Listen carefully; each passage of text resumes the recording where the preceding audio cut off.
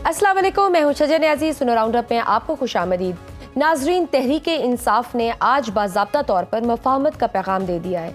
आज तहरीके इंसाफ की leadership Islamabad high court के बाहर इकट्ठी हुई। वज़ीर आला खैबर पख्तूनख्वा अली अमीन गंडापुर भी सूबाई काबीना के हमरा इस्लामाबाद हाई कोर्ट पहुंचे। बैरिस्टर गोहर, सूबाई सदर जुनैद अकबर और इमरान खान की बहनें अलीमा खान और डॉक्टर उज़मा भी उनके हमरा थीं। इमरान खान की रिहाई और इमरान खान के केसेस की समाअत के लिए एहतजाज रिकॉर्ड किया गया। एहतजाज रिकॉर्ड करने के बाद तहरीक इंसाफ की मरकजी लीडरशिप की इस्लामाबाद हाई कोर्ट के कायम मकाम चीफ जस्टिस सरफराज डोगर से मुलाकात भी हुई। चीफ जस्टिस की तरफ से यकीन दहानी कराई गई कि 190 मिलियन पाउंड केस में इमरान खान और बुशरा बीबी की सजा मुअत्तली की दरख्वास्तें 5 जून को यानी ईद से 2 दिन पहले समाअत के लिए लगा दी जाएंगी। इस्लामाबाद हाई कोर्ट के बाहर से गुफ्तगू करते हुए बैरिस्टर गोहर ने इस बात की तस्दीक की। लिस्ट इशू हो जाएगी, सैटरडे को कंप्यूटर में डाला गया है। हमें उम्मीद है इंशाअल्लाह ताला कि 5 तारीख को हमारा केस सुना जाएगा और जब सुना जाएगा तो पूरी दुनिया देखेगी कि ये बेसलेस और पॉलिटिकल विक्टिमाइजेशन का केस है। चीफ जस्टिस से मुलाकात के बाद अलीमा खान ने बातचीत और मुज़ाकरात से मामलात हल करने का पैगाम दिया। आप बताएं वो क्या चीज छोड़े तो आप उसको रिहा करेंगे। आप पीछे ना बैठे, सामने आके बैठे, हम मेज के ऊपर हमारे साथ बैठ जाएं, हम तैयार हैं। आप बताएं, गिव एंड टेक करना चाहते हैं, हमें बता दें इमरान क्या गिव करे और आपको क्या चाहिए। लेकिन अली अमीन गंडापुर ने एक बार फिर इस्लामाबाद हाई कोर्ट के बाहर मीडिया से गुफ्तगू करते हुए काफी सख्त जबान इस्तेमाल की कि अगर फिर गोलियां मारने का प्रोग्राम है और हमने देख लिया है गोलियां मारी हैं आपने, तो अगली दफा भी हम भी असले लेके आएंगे। और इनको भी मैं बता रहा हूँ, अब अगर हम आएंगे तो भाईजान अब हमें पता है कि आगे से गोलियां मार रहे हैं, तो जब ये गोलियां मारेंगे तो असले हमारे पास भी बहुत हैं। तहरीक इंसाफ एक तरफ मफाहमत का पैगाम दे रही है, इमरान खान खुद अपने एक्स अकाउंट पर इस्टेब्लिशमेंट को बातचीत की दावत दे रहे हैं, और दूसरी तरफ एक बार फिर इस्लामाबाद पर चढ़ाई की बातें हो रही हैं। वसी पैमाने पर मुल्क गिर तहरीक चलाने की बातें हो रही हैं। तहरीक इंसाफ वर्कर्स कन्वेंशन कर रही है, कारकुनान को तहरीक के लिए वार्म अप किया जा रहा है। तहरीक और मुज़ाकरात एक साथ कैसे चलेंगे? भारत कशीदगी के बाद एक ऐसे मौके पर जब मुल्क को मुतहद होने की ज़रूरत है, बातचीत से मसाइल हल करने की ज़रूरत है, अली अमीन गंडापुर क्यों सख्त बयान दे रहे हैं? रियासत तहरीक इंसाफ की बातचीत की ऑफर पर कैसे रिएक्ट करेगी? माजी में 26 नवंबर के हादसे के बाद तहरीक इंसाफ किस हद तक एहतजाज के लिए तैयार है? इस सारी सूरत हाल पर बात करते हैं। हमारे साथ मौजूद है सीनियर सियासतदान और साबिक वफाकी वजीर मोहम्मद अली दुरानी साहब। सर, आपके वक्त का बहुत शुक्रिया। सुनो राउंडअप में आपको खुशामदीद कहते हैं। दुरानी साहब, आपके इस्लामाबाद राब्ते रहते हैं, मुल्क की सियासी फिजा क्या कह रही है? सियासी मामलात कहाँ जा रहे हैं? कोई मफाहमत की राह हमवार हो रही है या फिर अदम इस्तेहकाम मजीद बढ़ता हुआ नजर आ रहा है? बिस्मिल्लाहिर्रहमानिर्रहीम। असल में यह बात इतनी सी है कि जो हमारे सियासतदान, जो हुक्मरान सियासतदान हैं, वो भी सियासत नहीं कर रहे, और जो अपोजिशन में है वो भी सियासत नहीं कर रहे। जो हुक्मरान है वो नौकरी कर रहे हैं और जो अपोजिशन में है वो बस खेल कूद कर रहे हैं, मजे कर रहे हैं। तो इस सब चीज का नतीजा यही है कि कोई सियासी पेशरफ्त और कोई सियासी सिमत जो है उसका तयन तो नहीं है। तो इस वक्त हुकूमत तो जो चल रही है वो तो ब्यूरोक्रेसी चला रही है, एस्टैब्लिशमेंट चला रही है, और मुल्क के वो इदारे चला रहे हैं जिनका काम सियासतदानों की डायरेक्शन पे सियासत गवर्नेंस को चलाना होता है। तो वो बेचारे ओवर टाइम लगा रहे हैं। तो सियासतदान तो बस, जो हुक्मरान है वो नोट शोट छाप रहे हैं, और जो अपोजिशन वाले हैं वो बस इंतजार फरमाओ और एक दूसरे से झगड़ों में मसरूफ हैं। तो इसलिए कोई माहौल नहीं बन रहा। अवाम के अंदर बहुत डिस्पेंडेंसी बढ़ रही है। मईशत के चैलेंजेस जो हैं वो आज खड़े हुए हैं, और आइंदा का सिमत जो है वो कोई उम्मीद नहीं दे पा रही नौजवानों को और मुल्क की नई जनरेशन को। तो ये क्राइसिस तो है, लेकिन अभी इतनी बड़ी कामयाबी अल्लाह ताला ने हमें दी है कि हमारी एक बहुत बड़े दुश्मन मुल्क के साथ हमने एक बहुत बड़ा जंगी मुकाबला किया है, और उसमें हमें अल्लाह ताला ने सुरखरू ही नहीं किया, कामयाब ही नहीं किया, बल्कि सरफराज भी किया। इस सब कुछ के बावजूद आज तो ये होना चाहिए था कि मुल्क के अंदर एक फरवर होता और पूरी कौम मुत्तहिद हो जाती। लेकिन आज अगर आप हुकूमत को देखें तो वो अपोजिशन को दिखे मार रही है। और अपोजिशन को देखें तो उन्हें पता नहीं कि वो किधर जाएं। तो मैं समझता हूँ कि ये बहरहाल इस वक्त चैलेंजेस तो हैं, बहुत से चैलेंजेस हैं। तो दुरानी साहब रिकंसिलिएशन लेकिन नहीं हो जिस तरह से आपने जिक्र किया कि अल्लाह ताला ने इतनी बड़ी कामयाबी से नवाजा और ये वो मौका था जहां पूरी कौम मुत्तहिद हो गई थी और सब एक साथ इकट्ठे थे, चाहे वो हुकूमत में थे, अपोजिशन में थे, सब इस मुल्क के दिफा के लिए यकजा हो गए हुए थे। डोंट यू थिंक एक बेस्ट टाइम था और इस टाइम में जो वो हमने जिस यूनिटी का मुजाहिरा किया था वो हमें आगे भी लेकर चलनी चाहिए थी और कोई मफाहमत की राह निकालने की ज़रूरत पेश आनी चाहिए थी, कोई बातचीत, ताकि यहाँ जो भी मसाइल हैं या डिफरेंसेस हैं उनको ख़त्म करके टेबल पे बात लेकर आनी चाहिए थी समहाउ। लेकिन लगता है कि जैसे हम शायद वो मौका कैश नहीं कर पाए। देखिए, अब आप ये देखें कि आज जो है जंग के अंदर आपकी अफवाज की कुर्बानियों की वजह से और उनकी रेडीनेस की वजह से और कौमी यकजहती की वजह से सबने ऐसा महसूस किया कि वो वाकई बुनियाद मरसूस बन गई पूरी कौम। उसके बाद अगले दिन जिस वक्त ये आया कि जी इंडिया ने डेलीगेशन भेजे हैं तो हम भी डेलीगेशन भेजेंगे, तो हुकूमत ने कहा कि जी हम तो किसी ऑपोजिशन वाले को नहीं लेंगे, हम तो बस खुद ही जाएंगे और हम तो आपस में ही बंदर बांट करेंगे। तो इससे तो ये लगता है ना कि हमारा कोई इंटेंशन ही नहीं है कि हम मुल्क के लिए और मुल्क के मफाद के लिए, वसी तर मफाद के लिए एक वसी तर हिकमत अमली बनाने के लिए हम तैयार नहीं है। हम सिर्फ इस चीज पे हैं कि हम किस तरह से अपने अकाउंट सेटल कर लें। तो आपको नहीं लगता कि जैसे एक और सोच का इजहार किया जा रहा है कि इस सारी सिचुएशन के बाद जो एक कनेक्शन था शायद जो अवाम का, स्पेशली यूथ का हमारी फ़ौज के साथ, वो शायद टूट गया था और वो कह रहे हैं कि अब इसके बाद दोबारा जुड़ गया है। और एक और बहस छिड़ी हुई है इमरान खान साहब की मकबूलियत के हवाले से कि उनकी मकबूलियत का ग्राफ नीचे आ गया है और अदरवाइज दूसरी तरफ ग्राफ ऊपर हो गया है। आप इस बारे में क्या कहते हैं? देखिए, ये दो अलग अलग चीजें हैं।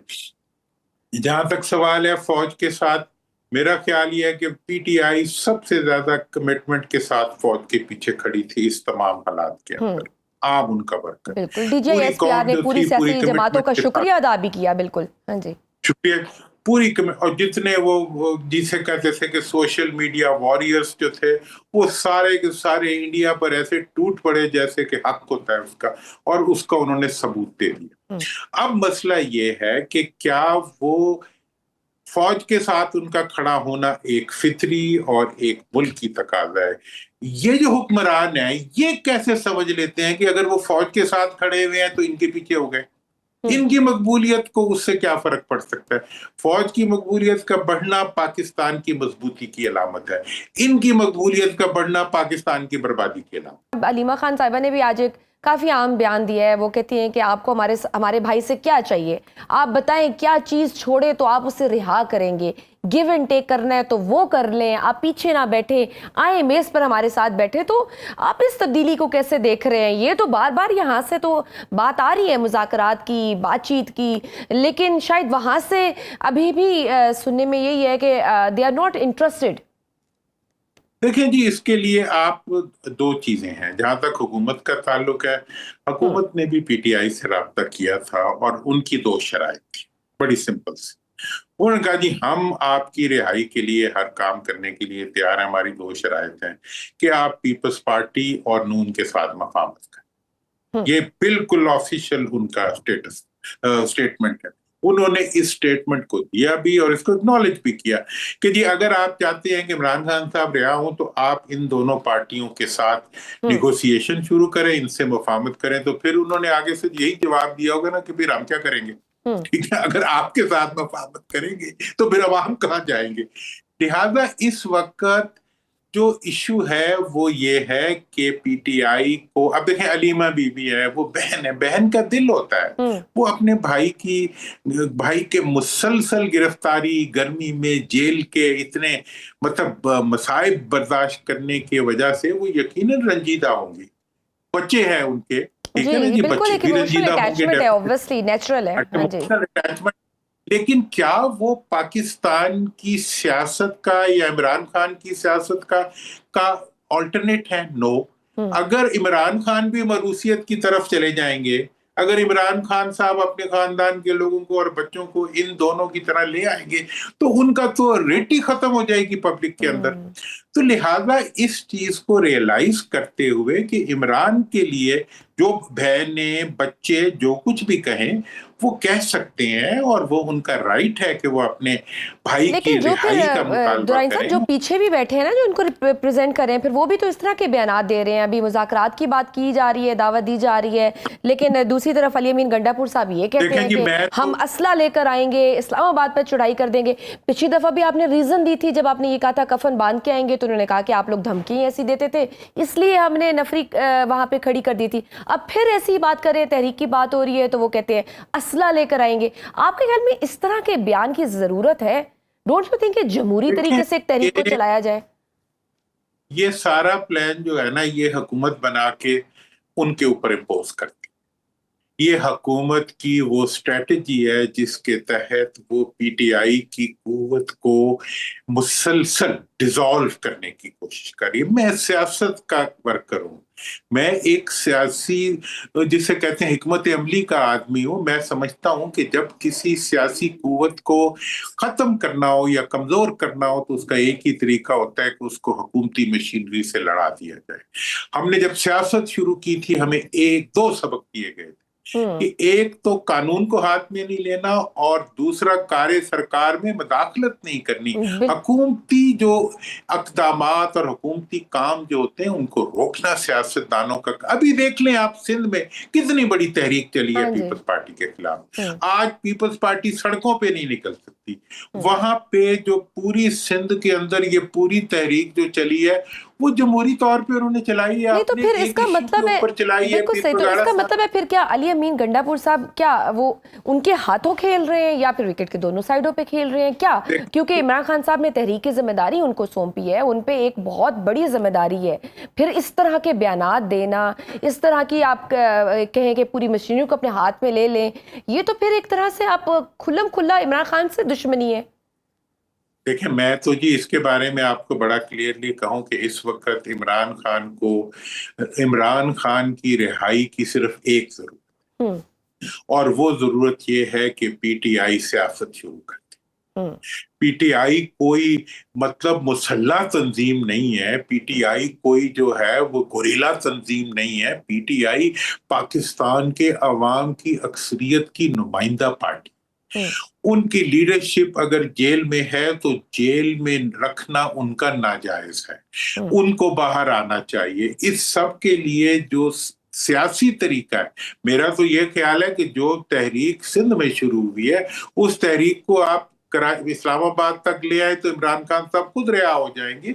आपने देख लिया 26 नवंबर के नतायज, उस हादसे के बाद आप वो उस तरह का मोमेंटम गेन नहीं कर सके, आपको 7 माह लगे हैं दोबारा एहतजाज की बात भी करने के हवाले से। तो डोंट यू थिंक कि आप अपोजिशन जमातों को अपने साथ मिलाएं, एक तहरीक जमहूरी अंदाज में चलाएं? लगता तो फिर ऐसे ही है जैसे मौजूदा ये जो क़यादत है पीटीआई की, यही शायद नहीं चाहती कि इमरान खान साहब बाहर आए। जी, ये तो हुकूमत के जो ऐवान है उनमें प्लानिंग होती है कि अगली दफा इन्हें फलां जगह जाके लड़वा देना, फलां जगह जाके इनको फंसा देना है फलां, और ये वही कुछ कर देते हैं। तो मैं ये मैं नहीं कह रहा कि किसी साजिश के तहत करते होंगे, मतलब सादगी की वजह से करते हैं। उन्हें एक जमहूरी अमल के जरिए आगे बढ़ने की जद्दोजहद की जरूरत है। फौज से उनको लड़के क्या मिला है और क्या मिलेगा? आज जब मुश्किल मुल्क की आई तो किसने बचाया? सबको फौज ने बचाया। और आपको मैं आप रिकॉर्ड पे हो बेटे, आपने तो कितनी दफा मेरे से बात की है, मैंने बताया, मैंने कहा कि ये मुकाबला ही नहीं है, हुकूमत से आपका मुकाबला है, और आप जाके हमला कर देते हो पुलिस वालों पे या फौज वालों पे या तो उनसे आप कहते नहीं जी हकीकी हुक्मरान वो है। ये तो वो कहते हैं हुकूमत वाले जिन्होंने एक तरफ चोरी करनी होती है और वो कहते हैं जी चोरी तो हम कर रहे हैं, बाकी सब कुछ ये कर रहे हैं। मतलब ये है कि उनकी साजिश को समझें जो हुकूमत चला रही है।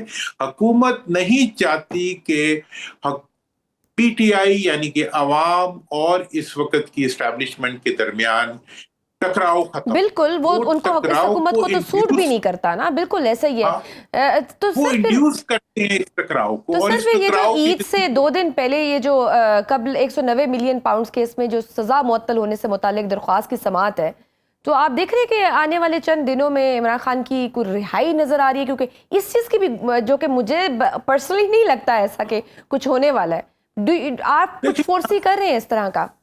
देखें, मैं आपको इस वक्त ये बता दूं कि इस वक्त अदालतें जो हैं वो 26वीं आईनी तरमीम के बाद, जिसके अंदर खुद पीटीआई वालों ने भी किसी हद तक वो शरीक रहे और उन लोगों के साथ ताउन करते रहे जो 26वीं आईनी तरमीम में आगे पीछे फोटो सेशन के लिए इन्होंने सब कुछ किया।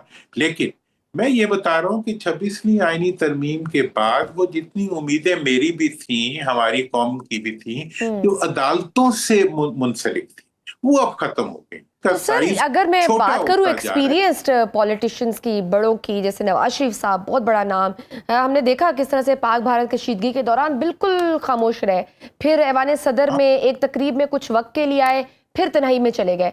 आपके ख्याल में क्या वजह है? सियासी दर्जा हरारत को कम करने में नवाज शरीफ साहब क्यों अपना किरदार नहीं अदा कर रहे? वो क्यों खामोश है? मियां साहब का जहां तक ताल्लुक है ना, मियां साहब इस वक्त रंजीदा भी हैं, मियां साहब इस वक्त नाराज भी हैं। दूसरी बात क्यों है? भाई की भाई है, बेटी है, सब हुकूमत में है, लेकिन वो इसके बावजूद जो है वो मुतमईन नहीं है। उनकी अपनी रिजर्वेशंस हैं जो उनके दिल में पाई जाती हैं, उनके आसपास के भी रिफ्लेक्ट होती हैं, और वो इस वक्त किसी भी, और खुद मोदी की तजलील जो है वो भी शायद उनके लिए बहुत बड़ा एक सदमा भी हो सकती है। हो दोस्तियां भी होती हैं, ताल्लुक भी होता है, लेकिन ये है कि मियां साहब इस वक्त खुल के किसी इशू के ऊपर पाकिस्तान के मफादात के साथ खड़े होने के लिए अभी तक तो तैयार नजर नहीं। इसी तरह से हुकूमत जहां तक है, हुकूमत पाकिस्तान के अंदर मफाहमत पैदा करने के लिए तैयार नजर नहीं आ रही। इस वक्त आपके जितनी भी ऑपोजिशन है वो अवाम के दबाव के अंदर मुत्तहिद होने के लिए तैयार है, लेकिन बास क़यादतें ऐसी हैं जो कि उनके या लाइल्मी की वजह से या उनकी कम फिर उनकी उस लीडरशिप में, या फिर वो कैपेबिलिटी नहीं है शायद कि वो इस तरह की तरीके लीड कर सकें। बिल्कुल सही, बहुत शुक्रिया। मोहम्मद अली दौरानी साहब हमारे साथ मौजूद थे, साबिक वफाकी वजीर। नाज़रीन, वक्त छोटी सी ब्रेक का, देखते रहिए Suno round up. Welcome back to Suno round up. नाज़रीन, वज़ीर आज़म शहबाज शरीफ तुर्की और ईरान के कामयाब दौरे के बाद आज़रबाईजान पहुंच गए हैं। शहबाज शरीफ आज़रबाईजान में साफ़रीकी इजलास में शिरकत करेंगे। तुर्क सदर तैयब एर्दोगान और आज़रबाईजान के सदर उस इजलास में उनके हमरा होंगे। इससे पहले उन्होंने ईरान का दौरा किया। दौरा ईरान के दौरान वज़ीर आज़म ने ईरानी सदर से मुलाकात के दौरान पुरअमन न्यूक्लियर प्रोग्राम के लिए ईरान की हमायत का ऐलान किया और ईरान के सुप्रीम लीडर आयतुल्लाह ख़ामेनी से मुलाकात में भारतीय जारियत के खिलाफ पाकिस्तान की हमायत करने पर ईरान की क़यादत का शुक्रिया भी अदा किया। ईरान के सुप्रीम लीडर ने मुलाकात के बाद सोशल मीडिया पर जारी बयान में कहा कि मसला फ़लस्तीन पर पाकिस्तान का मौक़िफ़ नहायत काबिल सिताइश है। इजराइल से ताल्लुकात कायम करने के लिए मुस्लिम ममालिक को हमेशा मनाने की कोशिश की गई, लेकिन इन इक़दामात से पाकिस्तान कभी मुतासिर नहीं हुआ। उन्होंने मजीद कहा कि ताउन के जरिए ईरान और पाकिस्तान मुस्लिम दुनिया में अहम और पुरअसर किरदार अदा कर सकते हैं और मसला फ़लस्तीन को मौजूदा गलत सिमत से हटाकर इसकी सिमत दुरुस्त की जा सकती है। ईरान के सुप्रीम लीडर ने इस बात पर जोर दिया कि ईरान और पाकिस्तान के दरमियान ताउन के जरिए इक्तिसादी ताउन तंजीम ECO को फिर से फाल किया जाना चाहिए। वज़ीर आज़म शहबाज शरीफ का ये दौरा खित्ते के लिए कितना इम्पोर्टेंट है? पाक भारत के बाद तुर्की का दौरा करने के हवाले से दुनिया को क्या पैगाम दिया गया है? पाकिस्तान के सेंट्रल एशियन ममालिक के साथ ताल्लुकात कितने अहम है? इस सारी सूरत हाल पर बात करते हैं। हमारे साथ मौजूद हैं माहिर बैनुल-अक़वामी अमूर अहमद हसन अल अरबी। अहमद, आपको वेलकम करते हैं सुनो राउंड अप में। अहमद, वज़ीर आज़म शहबाज शरीफ पहले तुर्की गए, उसके बाद ईरान गए, ईरानी सुप्रीम लीडर से एक खुशगवार माहौल में मुलाकात भी हुई। अब वो आज़रबाईजान पहुंच रहे हैं। पाक भारत कशीदगी के बाद पहला दौरा तुर्की का करना, फिर ईरान और आज़रबाईजान का दौरा, कितने इंपॉर्टेंट दौरे हैं ये, और क्या अब सेंट्रल एशिया पर ज़्यादा फोकस रखा जाएगा? पाकिस्तान नए और बेहतर इत्तेहादियों की तरफ जाएगा? जी, बहुत शुक्रिया। देखें, आप ही के प्रोग्राम में लास्ट वीक हमने डिस्कस किया था कि अब पाकिस्तान को की जो फॉरेन पॉलिसी है वो हम एक पीस टाइम फॉरेन पॉलिसी से निकलकर अब एक वॉर टाइम फॉरेन पॉलिसी में एंटर हो चुके हैं। Peace time foreign policy obsolete हो चुकी है पाकिस्तान के लिए, और आने वाले 5 से 10 साल इसी वॉर टाइम फॉरेन पॉलिसी के साथ ही हम चलेंगे। तो जो अभी का आपने विजिट, जो अभी दौरे हो रहे हैं पाकिस्तानी की आदत के, उसको आप इंडियन एग्रेशन के बैकड्रॉप में देखें।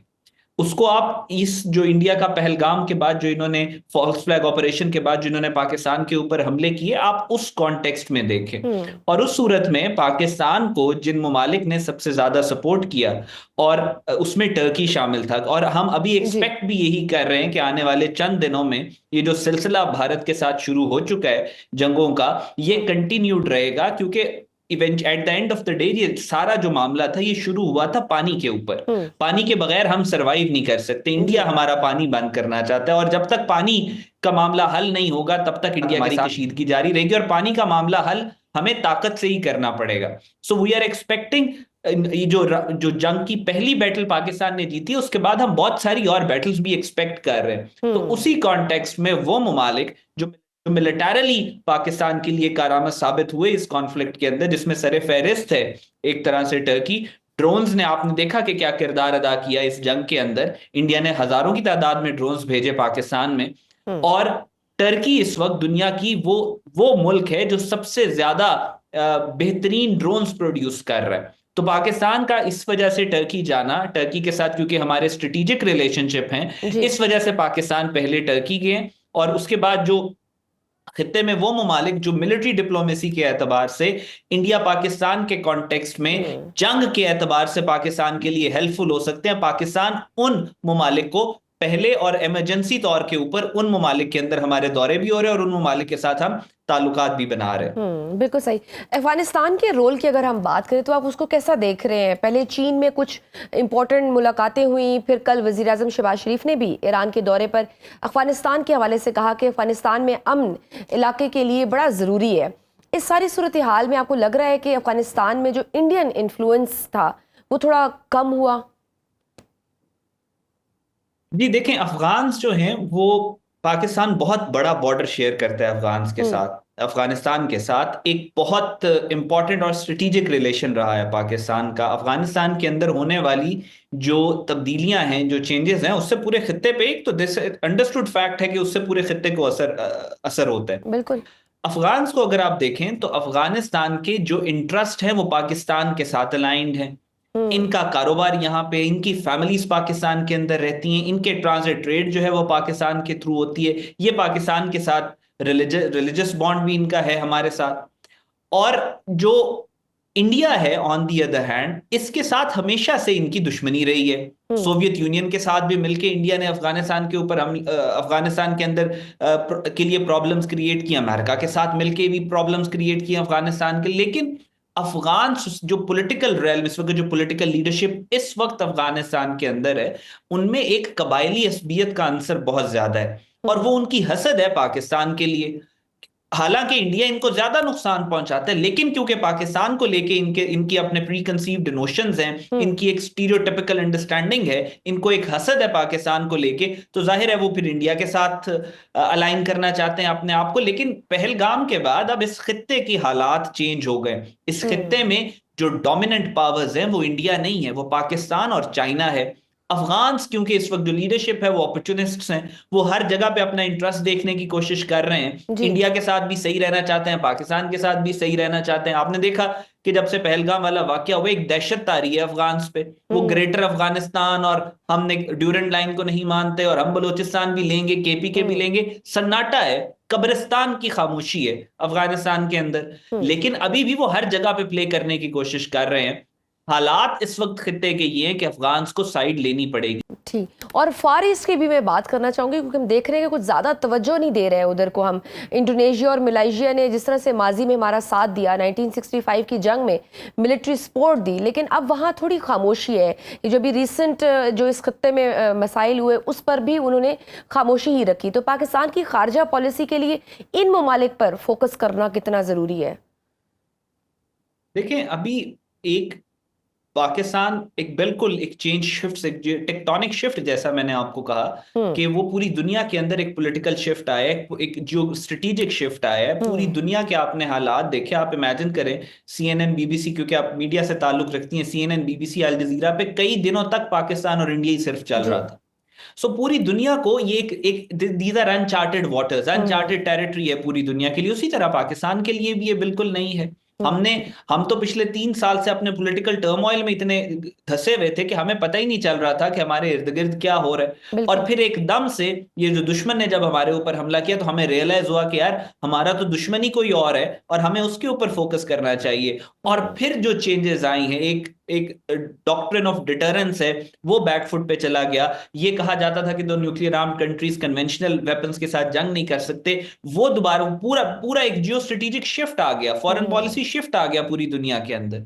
तो उस कॉन्टेक्स्ट में अगर आप देखें, ये जो इंडोनेशिया और मलेशिया की आपने बात की, पाकिस्तान इस वक्त इमरजेंसी बेसिस के ऊपर हमारा फोकस जो है वो उन कंट्रीज पे है जो हमें इंडिया के खिलाफ हमारी मदद कर सकती हैं। हमारा फोकस इस चीज पे है कि कौन से ममालिक हैं जिनके इंटरेस्ट इंडिया के साथ कन्वर्ज नहीं कर रहे, जो कि पाकिस्तान के साथ अलाय कर सकती हैं। सो हम उन मुल्कों के ऊपर हमारा ज्यादा फोकस है। बांग्लादेश में एक बड़ा पॉलिसी शिफ्ट हुआ, शेख हसीना वाजिद के खिलाफ बाकायदा कार्रवाई शुरू हो गई है। अपोजिशन के वो लोग जिन्हें सजाए मौत सुनाई गई वो रिहा हो रहे हैं। भारत के साथ अरबों के दिफाई मुआहदे खत्म हो रहे हैं, तो चाइना भी बांग्लादेश में एक एयरबेस पर काम कर रहा है। ये भारत के लिए कितना डैमेजिंग है? जी बिल्कुल, Bangladesh is a very important country, specially अगर आप इंडिया के सिक्योरिटी apparatus को और इनके स्ट्रेटेजिक माइंडसेट को समझें। जी, ये पाकिस्तान के खिलाफ जंग की तैयारी कर रहे हैं, लेकिन इनका सबसे बड़ा जो खौफ है, जो इनका स्ट्रेटेजिक फियर है, वो 2 फ्रंट वॉर का है। अगर पाकिस्तान के ऊपर ये एक्टिवली एंगेज करते हैं तो इनको अगर पीछे जो 7 सिस्टर स्टेट्स हैं या वेस्ट बंगाल वाली साइड के ऊपर या चाइना वाली साइड के ऊपर थोड़ा सा भी प्रेशर इनके ऊपर आ जाता है, ये उसको सस्टेन नहीं कर सकते। 65 की वॉर में आपने देखा कि पाकिस्तान के साथ जब जंग हो रही थी, चाइना ने थोड़ा सा प्रेशर एक्सर्ट किया इंडिया के बॉर्डर के ऊपर 7 सिस्टर स्टेट्स वाली साइड पे, इंडिया लिटरली पैनिक्ड। तो उसी तरह बांग्लादेश इस वक्त अगर देखें तो बांग्लादेश के इंटरेस्ट पाकिस्तान के साथ कन्वर्ज हो रहे हैं। इनका एक रिलीजियस अलायंस भी है पाकिस्तान के साथ, वो रिलीजन भी शेयर करते हैं पाकिस्तान के साथ। फिर ये हम दोनों जो ममालिक हैं, पाकिस्तान और बांग्लादेश, एक ही दिन आजाद हुए 14 अगस्त को। उसके बाद इन्होंने अपनी एक हाइपोथेटिकल वो शेख मुजीब वाली आजादी बनाने की कोशिश की, लेकिन उसको भी बांग्लादेश की आवाम ने रिजेक्ट कर दिया। अब वो पाकिस्तान के साथ उनके इंटरेस्ट कन्वर्ज कर रहे हैं और वो चाहते हैं कि पाकिस्तान के साथ इंडिया की जो कॉलोनी था बांग्लादेश, उससे निकलकर पाकिस्तान और चाइना के साथ अलाइन करना चाह रहे हैं। और पाकिस्तान के लिए Bangladesh is going to be very important, क्योंकि अगर इंडिया पाकिस्तान के खिलाफ जारियत करता है, इस अपने बॉर्डर के थ्रू पाकिस्तान के इन्वेजन करने की कोशिश करता है या मजीद जंगे करता है, तो बांग्लादेश हमारा एक बहुत बड़ी एक स्ट्रॉन्ग बेस बन सकता है। बांग्लादेश हमेशा से एक लिवरेज के तौर पर इस्तेमाल हम उसको कर सकते हैं इंडिया के खिलाफ, क्योंकि वो बिल्कुल चिकन नेक के नीचे मौजूद है। नाज़रीन, वक्त की छोटी सी ब्रेक का, देखते रहिए Suno round up. Welcome back to Suno round up. भारतीय आबी दहशतगर्दी के हवाले से श्रीलंका में भी एक तशवीश पाई जा रही है। अक़वाम मुत्तहिदा में श्रीलंका के साबिक सफीर कहते हैं कि अगर भारत पाकिस्तान के साथ सिंटास मुआहदे जैसे अहम मुआहदे को यकतरफा तौर पर मुअत्तल कर सकता है, तो श्रीलंका का भारत के साथ बिजली और ईंधन के मुआहदे करना बेवकूफ़ी होगी। भारत अपने इन इक़दामात से कितना एक्सपोज हुआ है और सफारती सतह पर ये भारत के लिए कितना बड़ा धचका है? देखिए, भारत बिल्कुल एक डिसइंटीग्रेशन के दहाने पे खड़ा हुआ है। आपने श्रीलंका की बात की, श्रीलंका में ये सारे मुल्क, आप भूटान देख लें, भूटान के अंदर जो इंडिया करवा रहा है वो पूरी दुनिया के सामने है। आप नेपाल देख लें, नेपाल के अंदर मार्च में इंडिया ने दहशतगर्दी करवाई है और एक और जो नेपाल के अंदर जो गवर्नमेंट है उसके खिलाफ कू करवाने की कोशिश कर रहे हैं एक पुराने नेपाली किंग के साथ मिलकर। बांग्लादेश के अंदर जिस तरीके की ये दहशतगर्दी करवाते रहे हैं, उसके बाद श्रीलंका में तामिल टाइगर्स भेजने से लेके आज तक जिस तरीके से अपनी कॉलोनी बनाने की कोशिश करते रहे हैं, ये जितने ममालिक हैं ये इंडिया के एग्रेशन से और इंडिया की दहशतगर्दी से, टेररिज्म से तंग हैं। और अब इन्होंने जब पहलगाम के बदले जब ये इन्होंने देखा कि पाकिस्तान के पास वो कैपेसिटी और कैपेबिलिटी है कि हम इंडिया का दांत तोड़ सकते हैं, तो अब ये सारे इंडिया के एग्रेशन से और दहशतगर्दी से बचने के लिए पाकिस्तान के और चाइना के कैंप में शामिल होना चाहते हैं। और ये स्पेस खाली मिल रही है पाकिस्तान को, और पाकिस्तान एग्रेसिवली इस स्पेस को ऑक्यूपाई कर रहा है। पाकिस्तान हर मुल्क के साथ, हर वो मुल्क जो इंडिया की दहशतगर्दी से परेशान है, पाकिस्तान उसके साथ ताल्लुकात बना रहा है। यही प्रोएक्टिव एग्रेसिव डिप्लोमेसी है, यही मिलिट्री डिप्लोमेसी है। Sri Lanka can prove to be an unsinkable aircraft carrier for Pakistan in case of India Pakistan conflict. और हम फुली इंशाल्लाह हर वो खित्ते का मुल्क जो इंडिया से परेशान है और इंडिया से बचने के लिए पाकिस्तान और चाइना के कैंप में आना चाहता है, Pakistan is going to take that country open heartedly. Ahmad, भारतीय वज़ीर आज़म नरेंद्र मोदी ने गुजरात में एक खिताब किया, इश्ताल अंगेज बयानबाजी की गई। इस तरह की धमकियां देने का क्या मकसद है? क्या सिर्फ इलेक्शन जीतने के लिए इस तरह के बयान दिए जा रहे हैं, या 6 तैयारे गिरने के बाद, अरबों डॉलर के नुकसान के बाद अभी भी नरेंद्र मोदी किसी किस्म के मिस एडवेंचर का इरादा रखते हैं? जी देखिए, आप पहले भी ये डिस्कस हम आपके प्रोग्राम में ही किया था, ये 10 मई के बाद, कि जिस तरीके का इनके ऊपर प्रेशर है, जिस तरीके का वेस्ट की तरफ से प्रेशर है, जिस तरीके से इंडिया विद इन इंडिया जो पॉलिटिकल टर्मोइल है, जो मोदी को पुश कर रहा है कि तुमने पिछले 10 साल से हमारा पब्लिक का खून चूसा, ये कहकर कि मैं बहुत बड़ी फौज बना रहा हूं, ये कहकर कि मैं दुनिया का सबसे बड़ा, तुम इंपोर्टर बन गए असले के, अवाम का खून चूस चूस के, अवाम तुम्हारी 80% जो मुफलिस तरीन हालात में रह रही है और गुर्बत के घटाटोप अंधेरे में रह रही है। 50% पॉपुलेशन के पास वॉशरूम्स नहीं है। गुर्बत इतनी ज्यादा इंडिया में कि दुनिया की, अगर ये फैक्ट्स अपने ऑनेस्टी के साथ शेयर करें तो दुनिया की सबसे गरीब जो पॉपुलेशन है वो इंडिया के अंदर मौजूद है। और सिर्फ ये एक जिंगोइस्टिक इन्होंने एटमॉस्फेयर बिल्ड किया था कि मैं फौज बना रहा हूं, मुझे उसके लिए पैसे चाहिए और मैं पाकिस्तान को डिस्ट्रॉय करूंगा, वो तो तुम कर नहीं सके। तो जो प्रेशर मोदी के ऊपर इस वक्त है, उसी प्रेशर में ही इज पैनिकिंग। अब ये जो स्टेटमेंट उसने दी है, ये एक किसी भी स्टेट्समैन की स्टेटमेंट नहीं हो सकती, एक दहशतगर्द की स्टेटमेंट है। ये एक बुचर ऑफ गुजरात की स्टेटमेंट है, जो सिर्फ अपनी इंटरनल ऑडियंस को पैसिफाई करने के लिए इस तरह की जिंगोइस्टिक स्टेटमेंट्स दे रहा है, लेकिन इन स्टेटमेंट्स की वजह से वो इंटरनेशनली आइसोलेट होता चला जा रहा है। सो जब इस सिचुएशन में कोई फैशिस्ट फंस जाता है तो देखा यही गया है तारीख में कि वो कोई ना कोई बाहर की तरफ मिस एडवेंचर करता है। इट इज हाईली लाइकली कि मोदी आने वाले चंद दिनों में, स्पेशली ईद उल अजहा के जो दिन है, उसके अराउंड कुछ ना कुछ मिस एडवेंचर कर सकता है। अगर वो ऐसा नहीं करेगा, मेरे नजदीक it would be a miracle. अच्छा, क्योंकि एक तरफ मोदी का इस तरह का बयान आना, फिर उस जगह से ये बयान आना जहाँ पे पहले ही मोदी ने हजारों मुसलमानों को कत्ल किया, फिर दूसरी तरफ हमने देखा है महाराष्ट्र में आरएसएस के दहशतगर्दों ने डंडे उठाकर मार्च किया। ये विजुअल्स दुनिया भर में देखे जा रहे होंगे, उन पर बात भी होगी। इससे पाकिस्तान का केस कितना मजबूत होगा? ये देखें, पाकिस्तान का केस ऑलरेडी बहुत ज्यादा मजबूत है। ये इंटरनेशनली जो कर रहे हैं, ये अपने आप को मजीद आइसोलेट करते चले जा रहे हैं। दुनिया के सामने आरएसएस का ये गलीज और पलीत चेहरा पहली दफा सामने आया है। दुनिया अब पैनिक कर रही है ये रियलाइज करके कि इस दहशतगर्द के पास न्यूक्लियर बॉम्ब्स हैं, और खतरा इस दहशतगर्दी से सिर्फ पाकिस्तान को नहीं है।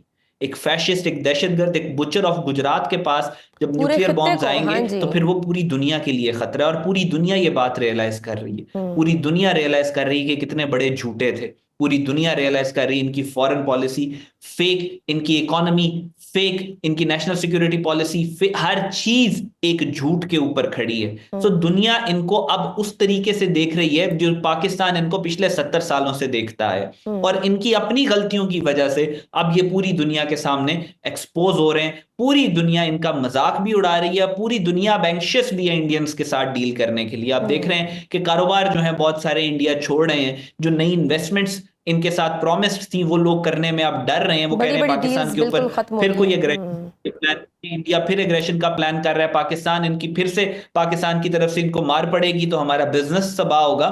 सो इंडिया इस वक्त बहुत मुश्किल हालात से गुजर रहा है और ये मजीद मुश्किलात इनके लिए बढ़ती चली जाएंगी। अहमद, एक्सटर्नली तो इंडिया एक्सपोज हो रहा है, लेकिन भारत के अंदर भी बहुत सारे चैलेंजेस हैं मोदी गवर्नमेंट को।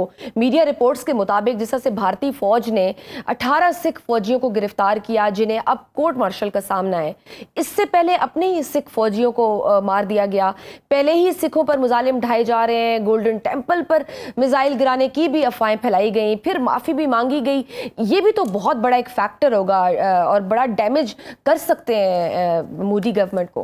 देखें, इंडिया, ये जो सिखों की तहरीक इस वक्त आप देख रही हैं खालिस्तान की, इनके जो पिछले 70 सालों में सिखों के जो सबसे बड़े लीडर जो इंडियन पंजाब में गुजरे, उनका नाम था संत जरनैल सिंह खालसा भिंडरांवाले। सो वो जब गोल्डन टेम्पल के अंदर थे तो इंडिया के एक बड़े मशहूर जर्नलिस्ट है, वो उसको जब गोल्डन टेम्पल का घेराव इंडियन फौज ने किया हुआ था और मारना चाहते थे, तो उसको जाके उस जर्नलिस्ट ने संत जरनैल सिंह से पूछा कि क्या आप खालिस्तान लेना चाहते हैं? तो संत जरनैल सिंह ने आगे से कहा कि मैं खालिस्तान नहीं लेना चाहता, लेकिन बीबी मेरी गोद में डालेगी। बीबी से मुराद था इंदिरा गांधी। और फिर वही हुआ कि जब इंदिरा गांधी ने ऑपरेशन किया ब्लू स्टार, तो जब कहते हैं कि जब पहला भारतीय फौजी अपने गंदे बूट लेके गोल्डन टेम्पल में दाखिल हुआ, खालिस्तान उसी वक्त बन गया था।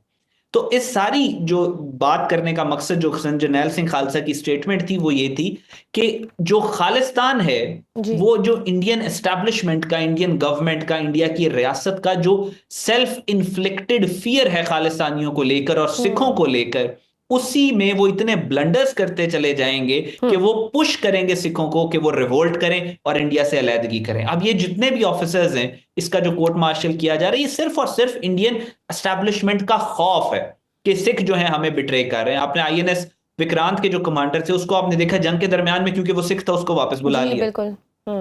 तो ये इनका अपना खौफ है जो इनसे इतनी बड़ी बड़ी गलतियां और मिस्टेक्स करवा रहा है, और ये ब्लंडर पे ब्लंडर करते चले जा रही है। चेन ऑफ ब्लंडर्स है जो इंडियन एस्टैब्लिशमेंट इस वक्त कर रही है। उसमें एक ब्लंडर ये भी है जो ये सिखों के खिलाफ है। आप सिखों को और गोरखास को इंडियन आर्मी से निकाल दें, बाकी आर्मी क्या लड़ने के काबिल है? बिल्कुल भी नहीं। लेकिन खौफ इनको इतना ज्यादा है सिखों का, इन्होंने लड़वाना भी सिखों को ही है, इन्होंने सिखों को एक हद से ज्यादा ताकतवर भी नहीं होने देना। तो अब ये सेटिंग नहीं चलेगी। अब सिख भी इनके खिलाफ आवाज उठा रहे हैं और ये सिखों पे और ऐसे ब्लेंडर्स करके वो सिर्फ अपने आप को एक्सपोज ही कर रहे हैं पूरी दुनिया के सामने। पाकिस्तान के मारे गए राफेल की फुटेज के हवाले से अहमद, बड़े दिलचस्प हकाइक सामने आए हैं कि भारतीय फौजी अफसर ने राफेल के मलबे की फुटेज 50,000 लेकर ट्रांसफर कर दी।